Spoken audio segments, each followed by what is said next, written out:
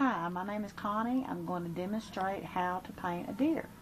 We're going to need, first of all, we're going to be needing our paint. I've got it on a palette. You can use a paper plate, or you can use, any kind of a plastic lid or anything. Anything that'll hold paint, not just let the water soak through. I have 2 cups of water. One is for being able to add paint, use it as I'm thinning down the paint. One is for washing out the paintbrush. I have a basic acrylic paint that you can get any craft store, Walmart. Acrylics have a lot of different uses. I like to thin them down and use them as watercolors. We have an assortment of paintbrushes.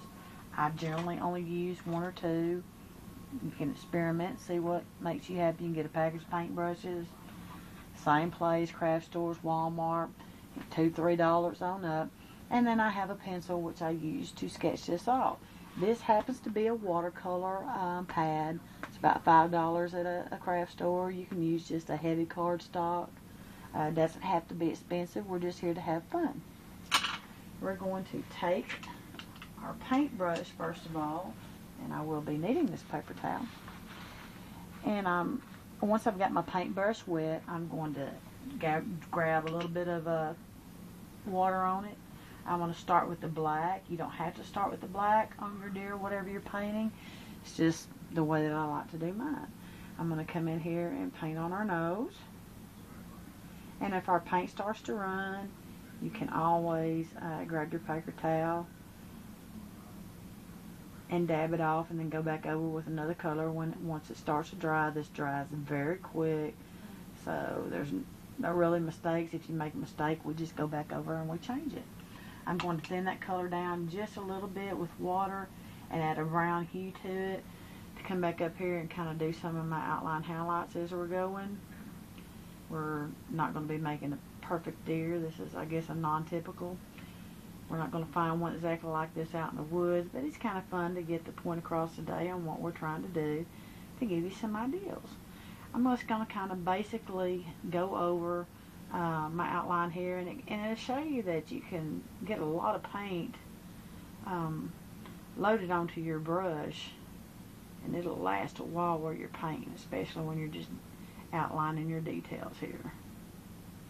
I'm going to go on up here and I'm going to do our rack that we've got going on. Like I said, this is a non-typical buck, but it's pretty cool. Most people don't care. We're just here to have fun anyway. You can take a little bit more time and do just about anything that you want to paint. You can pick up a tracer at a hobby and craft store for about $19. You can ask me in the step there, tell them that you want to be able to trace pictures. They have them so that you can enlarge or reduce a picture, either one. And so that you can get, if you've got a particular design that you want to keep, or flowers, or if you just not up to practice with your drawing, it's a good way to start out and get in the habit. So everyone can do this. Doesn't matter how old, how young. It's very relaxing when you've had a stressful day. Just kind of come in and play around with your paints. Draw things you see outside. Try drawing your dog. Try drawing a cat, a flower, a butterfly, just anything. One of my favorites is the wildlife, but I mean that doesn't mean that's what you have to draw. You can experiment and find what you like. We're just going to kind of come in here with the colors.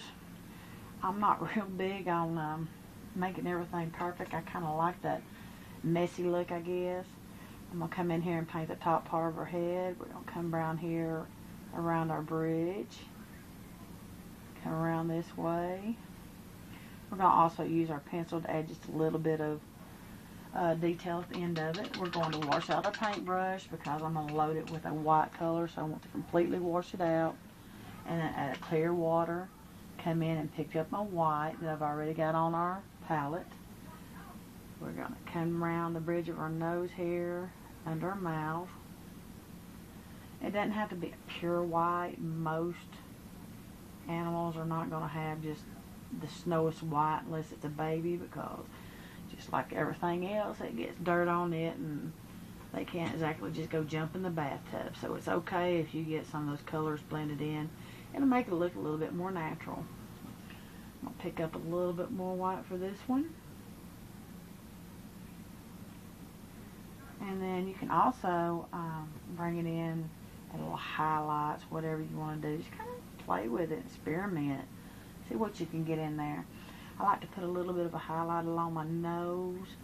And I also, a lot of times I'll come in, just make a half moon there on the eye, add a dot. It kind of gives you a more of a realistic look on the deer.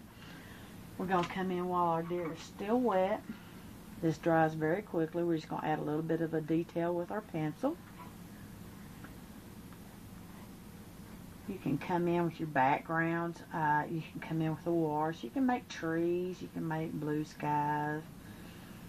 Any kind of color that you want in particular. Don't worry if you get out of line a little bit.